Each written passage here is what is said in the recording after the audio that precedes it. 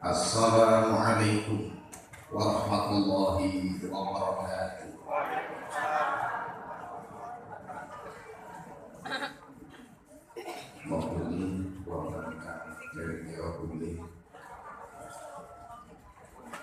Assalamualaikum warahmatullahi wabarakatuh.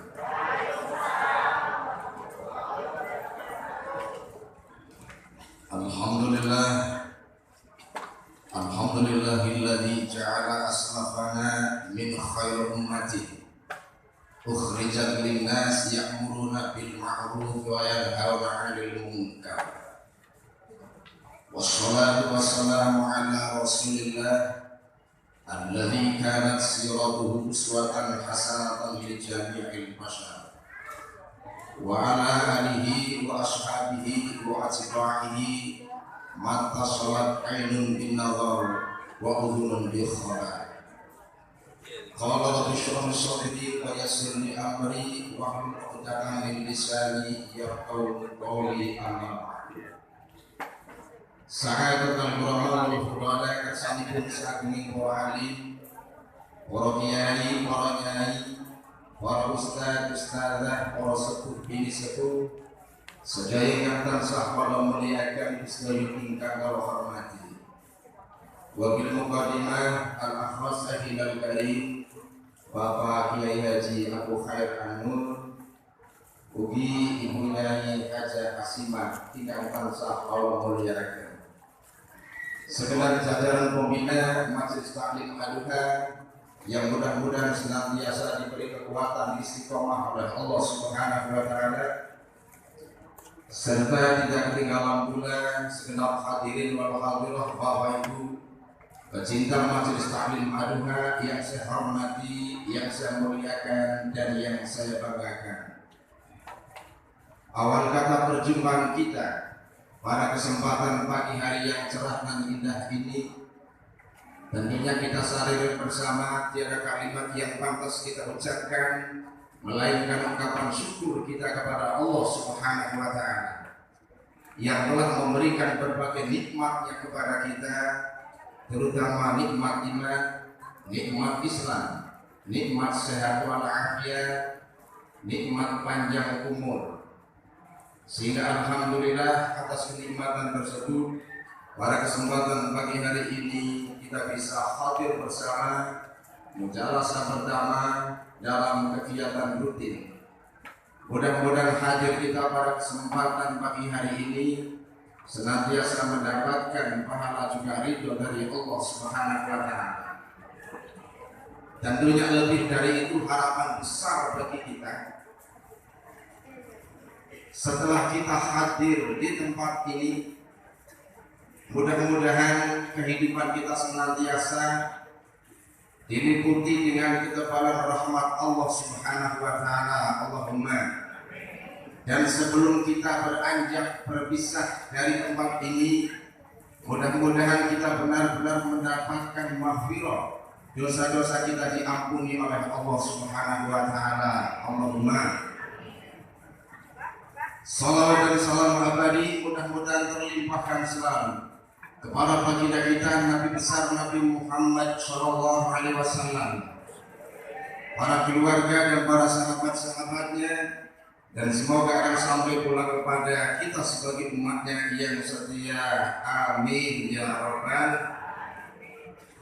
Hadirin wal hadirat Bapak Ibu yang dimuliakan oleh Allah Subhanahu wa taala, seringkali kami sampaikan di tengah-tengah majelis taklim ini, apa yang telah kita upayakan, kita berangkat dari rumah sampai ke tempat ini, semoga semuanya akan bernilai syukur kita kepada Allah Subhanahu wa taala.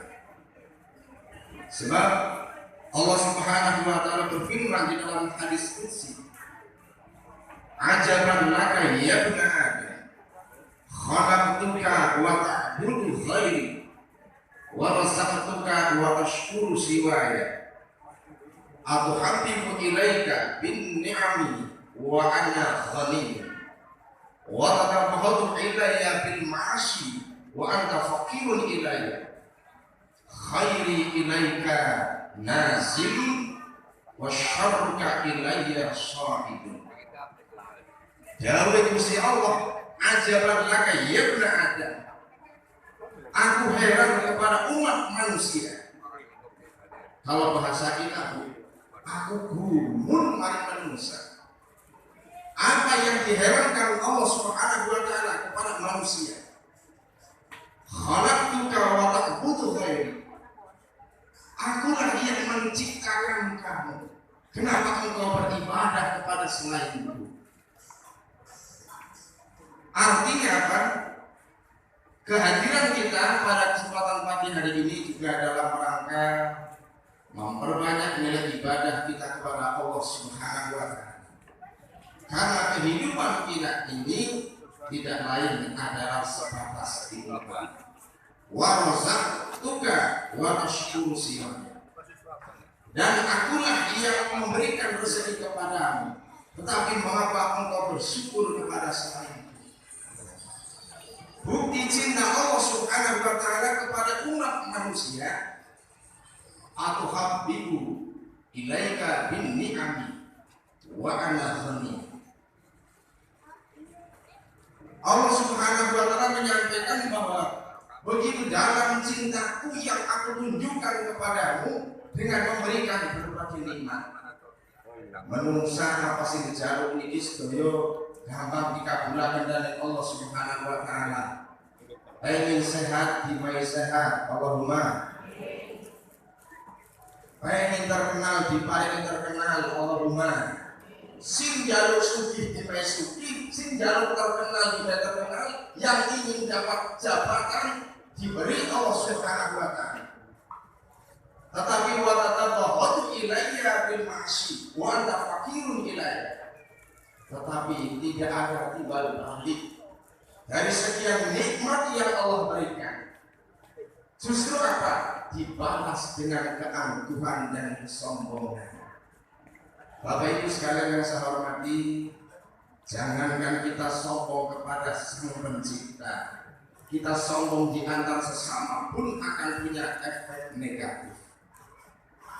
Manusia ingin terkenal, tetapi kalau sudah menghina Allah Subhanahu wa taala akan berakhir dengan nasib tragis. Ini hanya sekedar mengingatkan kita, Bapak Ibu. Kita pernah dengar siapa Franz Ferdinand Marcos.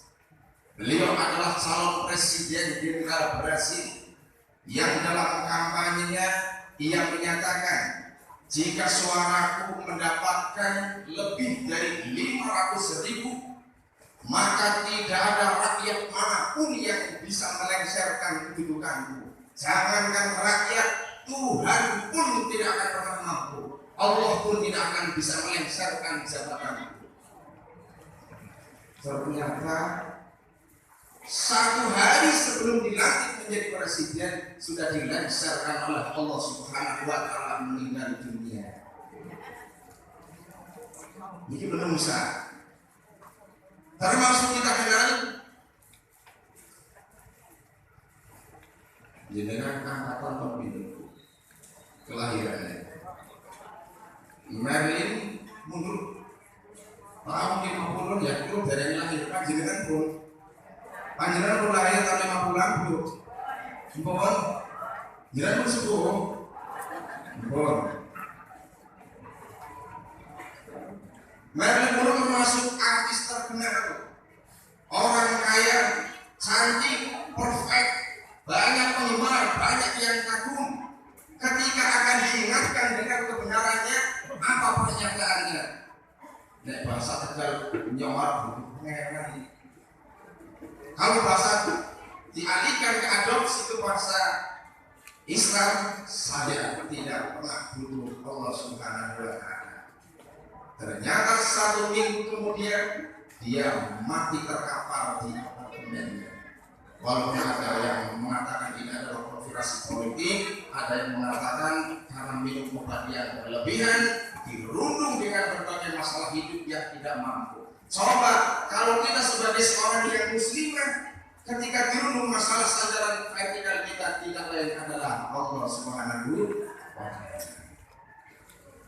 Bahkan termasuk John Lennon Ini juga penyanyi terkenal, saking terkenalnya luar biasa, mulai sombongnya ingkang luar biasa, sampai menyatakan di depan para fannya, saya ini lebih terkenal dibandingkan Tuhan.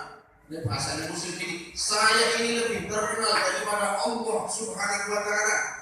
Siapa yang akan tenggelam lebih dahulu, apakah grup digital ataupun ajaran Allah Subhanahu wa Ta'ala? Ternyata satu minggu kemudian dia matinya naas, matinya tragis. Jadi harusnya kemarin Allah Subhanahu wa Ta'ala satu hari yang luar biasa. Bahkan aku termasuk Thomas Andre. Beliau adalah perancang kapal Titanic yang benar-benar saat itu sangat fenomenal sekali, yang bisa menampung penumpang lebih dari 10.000 orang. Cara menaiki kapal ini lengkap. Agus Dene Hotel sedang berjalan.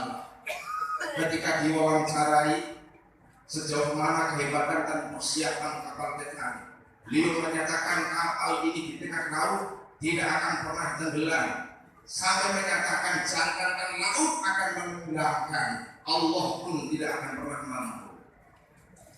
Ternyata ketika kapal ini berlayar menuju ke Afrika melalui jalur lautan Atlantik, ternyata menabrak gunung es yang akhirnya kapal ini patah menjadi 2 bagian. 10.000 mati termasuk perancangnya. Dia sih bisa soal pandang cerita sampai pernah dalam Titanic dia.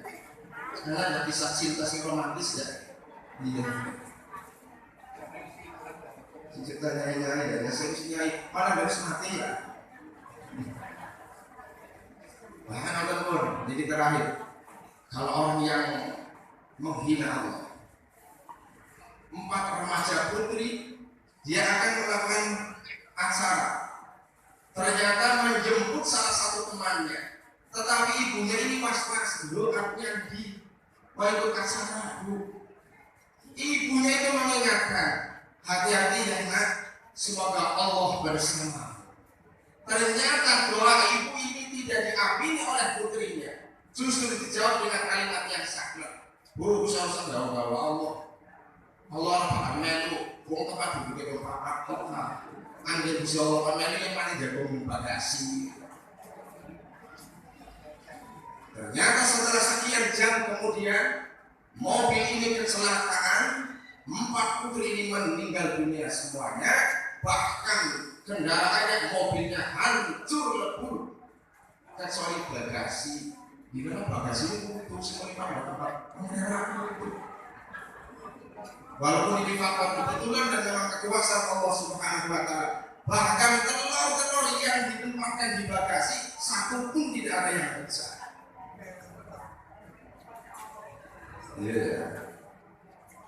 Oleh karena kita kembali lagi, Bapak Ibu yang saya hormati dan yang saya muliakan, siapa sih di antara kita yang tidak pernah berbuat salah? Siapa sih di antara kita yang tidak berbuat dosa? Tetapi sebesar dosa kita, sebesar kesalahan kita, asal kita menyadari dan ada tekad untuk berbenah diri, tobat kita yakin akan diterima oleh Allah Subhanahu wa Ta'ala.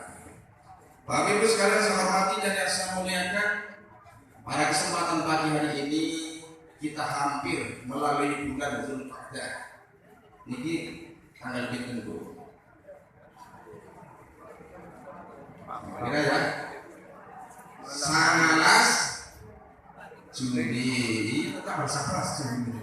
Maksudnya Zulqa'dah ini tanggal 28. Tanggal 28. Artinya 2 hari lagi kita akan memasuki bulan Dzul. Mental apa saja secara fisik maupun psikis ketika akan masuk bulan Dzulhijjah, amalia apa saja yang baik dilakukan di bulan Dzulhijjah. Si pertama apa di antaranya? Menunaikan ibadah haji, menunaikan ibadah umroh. Saat ini banyak jamaah calon haji yang sungguh sangat merindukan Masjidil Haram. Mereka banyak yang merindukan Ka'bah. Mereka banyak merindukan Hijr Ismail. Mereka banyak yang merindukan Makom Ibrahim. Mereka banyak yang merindukan Raudhah. Mereka banyak yang merindukan Makom Rasulullah Sallallahu Alaihi Wasallam. Kenapa? Termasuk kita semuanya rindu ingin bertemu Masjidil Haram. Karena Rasulullah sudah menyampaikan. Jadi siapa yang sholat di masjidku ini lebih utama dibandingkan 1000 masjid yang lain. Niku kan Masjidil Nabawi Madinah panjenengan sami sholat tahun 1000 niku langkung sae dibandingkan jenengan niku nggih sholat teng masjid lindunipun selain Masjidil Haram. Itu fadilah. Mulai kalau panjang sami biasa sholat apa sholat itu sholat apa sih ya? Baitul Muslimin atau di Mawon itu kita merindukan sholat di sana. Dan sholat yang dilakukan di Masjidil Haram ini lebih baik daripada 100.000 masjid yang lain. Harapan ini sungguh sangat dinanti oleh jamaah Indonesia. Tetapi Bapak Ibu, karena keputusan pemerintah untuk tahun ini ibadah haji ditangguhkan lebih dahulu, jenengan berdoa maaf sedikit sih. Mudah-mudahan diparing umur panjang, Allahumma. Mudah-mudahan kita diberi kesempatan di sana, Allahumma. Apa yang menjadikan kerinduan kita di sana termasuk fihi ayatun bayyinah. Karena di sana banyak ya terdapat tanda-tanda keagungan Allah Subhanahu wa Ta'ala. Kami tidak akan bicara tentang masalah kondisi apa yang ada. Jadi dengan adanya pandemi 19 ini kemudian sampai Makkah ya, di Ka'bah saat itu ditutup, tawaf pun sangat sulit. Padahal dalam satu keterangan tidak akan pernah ada rombongan burung yang akan melintas di atas Ka'bah. Rombongan burung yang melintas di atas Masjidil Haram. Kalaupun ada burung-burung yang berbondong-bondong akan melintas ke Masjidil Haram dalam keterangan ini, kirofan, shimalan, awiyaminan. Manuk niku mboten turun, mboten wantun mabuk sak nggone Masjidil Haram. Sambil niku mboten wantun. Bahkan dalam keterangannya kan manuk paling mabuk sak nggone berarti satu pertanda dalam waktu dekat dia akan mati. Ini masih belum harus apa? Ada seperti simpel kakak itu. Dengan ini memang Allah Subhanahu wa Ta'ala mungkin mengutus makhluk. Akhirnya burung-burung yang asalnya tidak berani berterbangan di atas Ka'bah berputar 7 kali. Ini satu pertanda pengganti tawaf yang tidak dilakukan oleh Bapak Ibu sekalian yang saya hormati dan yang saya muliakan. Namun kita jangan pernah kecil hati ya Bapak Ibu. Mari kita menggali amal yang lain yang barangkali nilainya ini setara dengan ibadah haji. Mungkin amal lain yang kita lakukan setara dengan ibadah umroh ini lakukan. Pada suatu waktu Abdullah bin Mubarak, beliau termasuk orang yang berkali-kali melaksanakan ibadah haji. Setelah melakukan tawaf termasuk Jumratul Aqabah, beliau istirahat menyandarkan diri di Hijr Ismail. Di bawah kesadarannya ada percakapan dua malaikat. Jadi malaikat takon siji ne, "Ki jamaah haji tahun ini ubiraan." Kata malaikat satunya, jumlah ada 600.000. Kira-kira sing mabrur pira kowe? Sing mabrur hanya satu. Ini orang 600.000 sing mabrur cuma satu. Siapa dia? Dia adalah Ali Al-Wafa. Dari mana dia? Indonesia? Dari Brebes sama dari Tegal? Min Dimashq. Dia adalah penduduk Damaskus. Setelah sadar, akhirnya terjadi satu pertanyaan yang luar biasa. Sekian ratus ribu orang melakukan tawaf, yang mabrur cuma satu, namanya Ali Al-Wafa. Siapa dia? Apakah dia melakukan haji 100 kali? Ini likur apa berapa? Akhirnya Abdullah bin Mubarak ini mulai cari tahu. Dia sudah dengan haji ini pirang-pirang. Ternyata setelah dicari sesuai dengan informasi dari mereka, ternyata dia hanya sebatas misalnya tegal niki kalau dalam sebuah keterangan itu tukang sepatu, dan salah tegal niki tukang sol sepatu. Ayo malah member-memberan saya. Akhirnya ditanya berapa kali untuk menjalankan ibadah haji? Tidak mungkin. Udah penampilannya bawa ke kados itu, ya. Digawe haji wayang apa sampai yang haji? Cuma muncul satu penasaran yang luar biasa akhirnya kan. Jadi Pak Ali, ngapunten jenengan niku pun haji pinten. Orang tahu. Disebutnya yang takon sampai haji pira. Orang tahu. Tidak pernah. Saya ini mimpi bahwa dari sekian ribu orang yang haji yang mabrur adalah nama yang disebutkan. Si akhirnya cerita, iya Pak, pulau pengen haji merindukan Masjidil Haram, merindukan Masjid Nabawi sampai 40 tahun aku nabung. Siapa sih itu? 40 tahun nabung itu dikumpul-kumpulakan virus 40 tahun, ingin haji baru bojone. Cuma pada saat akan berangkat ibadah haji, istrinya dalam keadaan hamil muda. Bisa lagi 4 bulan lah. Ketika berangkat di tengah jalan sempat berhenti. Ternyata di sore hari itu ada gumpalan asap. Wah, ini sedap teman. Salah satu ini warung sate lah. Jadi si wakil ini ayo bakalan sate sedap teman Pak. Yang ayo kepengen. Setelah jalan-jalan haji kan bikin sate apa? Dan jadi si wakil ujungnya sih jalan Pak coba pergi. Kita terus sampai lah. Ya di luar nanya kenapa orangnya kena, tapi yang sesalahnya nggak sampai mineran. Nah saking tidak mulai boleh. Setelah dicari ibu, mohon maaf saya ini musafir, saya akan menjalankan ibadah haji. Kebetulan kami sedang singgah dan istri kami mencium aroma yang sedap. Setelah saya cari sumbernya adalah panjenengan. Ngapunten dan tumbas sampai kami berdua. Jadi kalau radio pun tumbas. Untuk istri tercinta, apa dijawab oleh ibu? Maaf Mas, daging yang saya bakar ini halal buatku, tapi haram buat kamu. Si bisa ada hukumnya siapa? Anak daging halal mau sampean, haram buatnya mesti keberikan.